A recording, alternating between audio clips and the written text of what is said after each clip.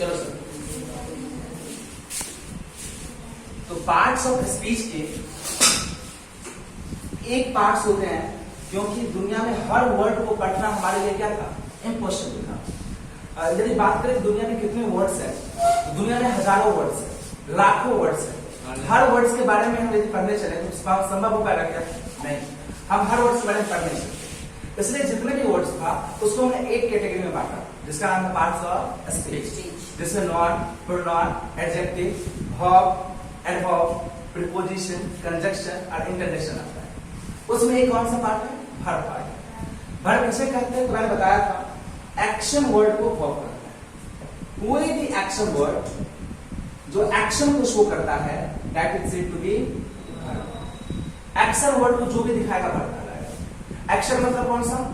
आप खा रहे हो तो भी एक्शन कर रहे हो, आप पढ़ रहे हो तो भी एक्शन कर रहे हो, लिख रहे हो तो भी एक्शन कर रहे हो, कुछ भी आप काम कर रहे हैं और वो क्या है? एक्शन है। कोई दिक्कत? वर्ब के मेनली दो टाइप्स होते हैं, on the basis of object. जैसे अलग अलग बेसिस पर वर्ब का टाइप्स होता है। ऑब्जेक्ट के बेसिस पर वर्ब का दो टाइप, ट्रांजिटिव वर्ब और इंट्रांजिटिव वर्ब। तो सर ये ऑब्जेक्ट के बेसिस पे क्यों है?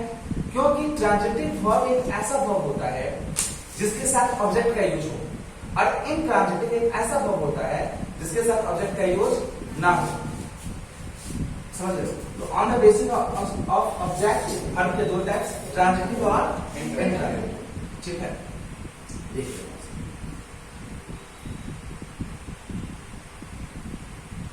ट्रांजिटिव और इंट्रांजिटिव ये किस बेसिस पर है?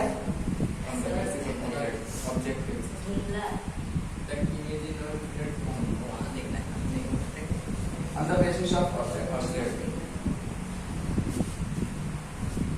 ऐसे करो आप।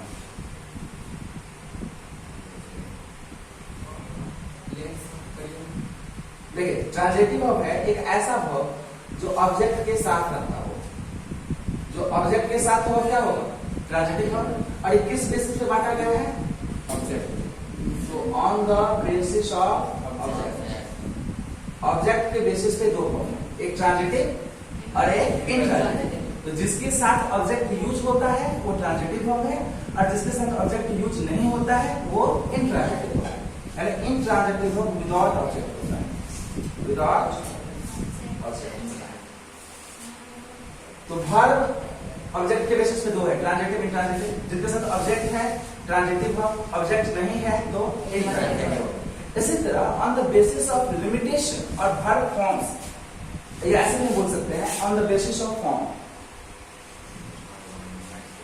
On the basis of form. Verb के फॉर्म होते हैं ना, 5 फॉर्म, उस फॉर्म्स के बेसिस पे वर्ब के दो टाइप हैं। एक टाइप का नाम है फाइनाइट वर्ब और दूसरे टाइप का नाम है नॉन फाइनाइट। लेकिन इससे पहले ये ऑक्सिलरी फॉर्म में बैठा हुआ है। कौन से फॉर्म में? ऑक्सिलरी वर्ब और प्रिंसिपल वर्ब। प्रिंसिपल वर्ब, ये जो प्रिंसिपल वर्ब है ये on the basis of object चला गया ना। देखो ये प्रिंसिपल वर्ब का बेसिस ऑफ ऑब्जेक्ट होता है। On the basis of object से दो टाइप हो गया, ट्रांजिटिव और इंट्रांजिटिव। और on the basis of limit, पहले इसमें हम ऑक्सिलरी वर्ब देख लेते हैं, जिसका नाम क्या है? Helping verb. ऑक्सिलरी वर्ब का दो नाम है, ऑक्सिलरी वर्ब और हेल्पिंग वर्ब। अब प्रिंसिपल वर्ब का भी दो नाम है, प्रिंसिपल वर्ब और मेन वर्ब। ऐसे समझो वर्ब का दो बेटा हुआ, एक का नाम हुआ ऑक्सिलरी वर्ब और एक का नाम हुआ प्रिंसिपल वर्ब। एक का नाम हुआ ऑक्सिलरी वर्ब, एक का नाम हुआ प्रिंसिपल वर्ब। तो वर्ब ने अपने दोनों बेटे का जो नाम रखा, ऑक्सिलरी वर्ब, प्रिंसिपल वर्ब, उसका डबल नाम रखा। एक का नाम ऑक्सिलरी वर्ब रखा, उसको बुलाता था हेल्पिंग वर्ब। जैसे संदीप का दो नाम है, घर का नाम है रंजीत, उसको रंजीत के नाम से बुलाता है। ऐसो का नाम है संदीप, तो संदीप के नाम से बुलाता है। उसी तरह वर्ब का जो एक बेटा था उसका नाम ऑक्सिलरी वर्ब था और उसको बुलाता था कभी कभी हेल्पिंग वर्ब के नाम से। और दूसरा वर्ब का नाम है प्रिंसिपल वर्ब, उसको बुलाता था मेन वर्ब के नाम से। ठीक है, तो दो अलग अलग नाम है लेकिन वर्ब एक ही। ठीक, ये प्रिंसिपल वर्ब ऑब्जेक्ट के बेसिस पे दो पार्ट से बट गया, ट्रांजिटिव और इंट्रांजिटिव। ट्रांजिटिव वर्ब वो वर्ब है जिसके साथ ऑब्जेक्ट होता है और इंट्रांजिटिव जिसके साथ ऑब्जेक्ट नहीं होता है। क्लियर? ऑक्सिलरी वर्ब के भी 3 टाइप हुए। कितने टाइप हुए? 3 टाइप। पहला का नाम है प्राइमरी ऑक्सिलरी, प्राइमरी ऑक्सिलरी, दूसरा का नाम है मॉडल ऑक्सिलरी, और तीसरा का नाम है मार्जिनल ऑक्सिलरी। सबसे पहले हम तुमको ऑक्सिलरी वर्ब और प्रिंसिपल वर्ब में डिफरेंस बताते हैं। ऑक्सिलरी वर्ब छोटा भाई है और प्रिंसिपल वर्ब बड़ा भाई है। वर्ब का दो बेटा, auxiliary verb, principal verb. Auxiliary verb है छोटा बेटा, प्रिंसिपल वर्ब है बड़ा बेटा। तुम्हारे घर में भी रूल्स होगा, बड़ा भाई मार्केट चाहे तो अकेले भी जा सकता है, या छोटका भाई को साथ में लेकर भी जा सकता है। तो ये छोटका भाई जब भी मार्केट जाएगा बड़ा भाई के साथ जाएगा, अकेले कभी नहीं जाएगा। Am I right?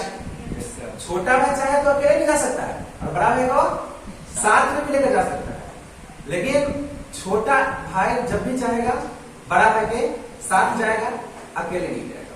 मतलब ये हुआ ऑक्सिलरी वर्ब छोटा भाई है, ये जब भी यूज होगा प्रिंसिपल वर्ब के साथ यूज होगा, कभी भी अकेले यूज नहीं होगा।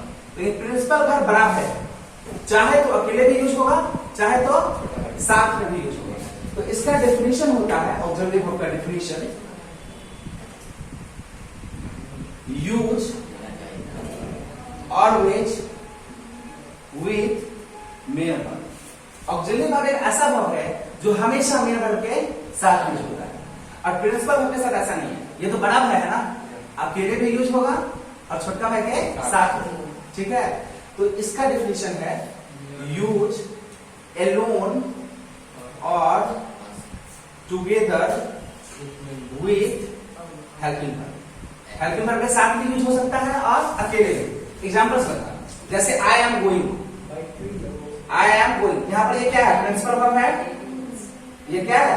प्रिंसिपल वर्ब है और हेल्पिंग वर्ब के साथ है, तो ये हेल्पिंग वर्ब के साथ भी यूज हुआ है। और देखो यहाँ पर आई प्ले, यहाँ पर ये अकेले यूज हो गया, तो अकेले भी होगा और प्रिंसिपल वर्ब के साथ भी। लेकिन ये बेचारा जो है हेल्पिंग वर्ब, ये जब भी यूज होगा प्रिंसिपल वर्ब के साथ होगा, अकेले कभी नहीं। याद करने का तरीका सिंपल सा है कि वर्ब का दो बेटा है, ऑक्सिलरी वर्ब और प्रिंसिपल वर्ब। तो ऑक्सिलरी वर्ब छोटका भाई है, बड़का भाई के साथे साथे रहेगा, और ये बड़का भाई है, अकेले भी रह सकता है और साथे साथे भी रह सकता है। कोई दिक्कत यहाँ तक नहीं ना। ऑक्सिलरी वर्ब के तीन टाइप का, प्राइमरी ऑक्सिलरी, मॉडल और मार्जिनल। हम इसके बारे में पढ़ेंगे अच्छे से। प्राइमरी ऑक्सिलरी का भी तीन पार्ट्स है, देखना।